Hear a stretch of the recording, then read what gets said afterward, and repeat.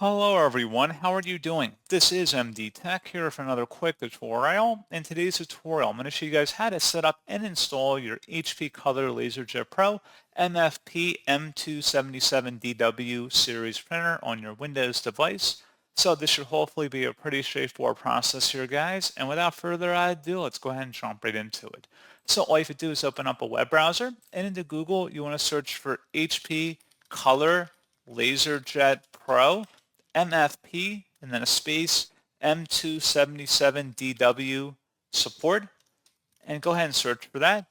Best results should come back with an HP support page that says HP Color LaserJet Pro MFP M277dw.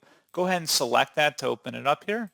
And then on this page, go underneath the support category that says software and drivers and select that. And then scrolling down again, you want to select the HP Color LaserJet Pro M277 printer series full software and drivers. Go ahead and download that item in here and give it a moment to download to your system. Go ahead and open up that file once it's done. And you can close out the web browser as well. You don't have to keep it open unless, of course, you're watching this tutorial. Then maybe you want to keep it open.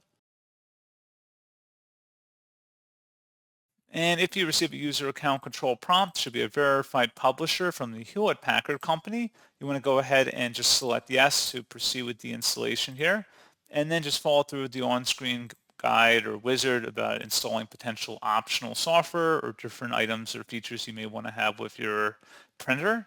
So pretty straightforward process on that, guys. And as always, thank you for watching. I do hope that I was able to help you out, and I do look forward to catching you all in the next tutorial.